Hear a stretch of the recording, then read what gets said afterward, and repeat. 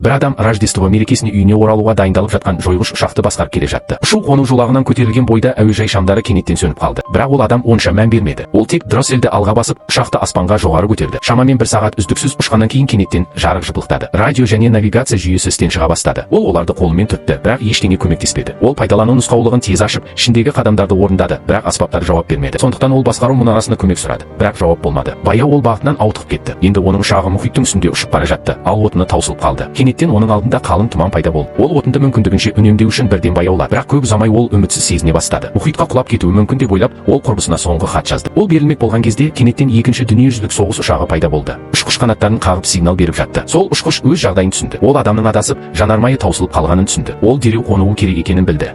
Қарт ұшқыш менің соңымнан еріңдер деп белгі берді. Екі ұшақ бірге бұрылды. Екінші дүниежүзілік соғыс ұшқышының басшылығымен олар көп ұзамай әуежайға жетті. Біраз уақыттан кейін ол өзінің ұшағын қауіпсіз қондырды. Ұшқыш оның қауіпсіз қонғанын көргенде ұшағын бұрып, басқа бағытқа ұшып кетті. Ол кабинадан шыққан бойда күтіп тұрған көлікті байқады. Бірнеше қызметкермен бірге ол көлікке отырып асханаға барды. Онда ол асхана қабырғасында ондаған есімдер мен жас жазылғанын көрді. Кенеттен оның көзі фотосуретке түсті. Оны жаңа ғана алып келген сол ұшқыш еді.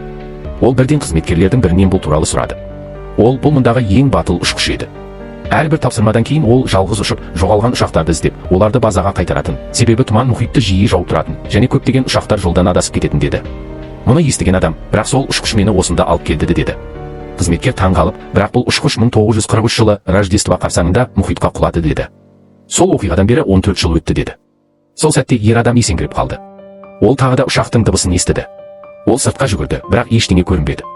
Бұрылған кезде көліктің жақындап келе жатқанын көрді. Бірнеше сарбаз ұшақтан түсіп, оның ұшағының радардан жоғалып кеткенін көргендерін, сондықтан оның соңынан ергендерін айтты. Ер адам оларға ұшқыш оны аэродромға алып барғанын және қызметкердің ұшу оның жолағының шамдарын қосқанын айтты. Сарбаздар таң қалды. Олар бұл жер екінші дүниежүзілік соғыс аяқталғаннан бері қараусыз қалған деді. Ер адам артына бұрылды.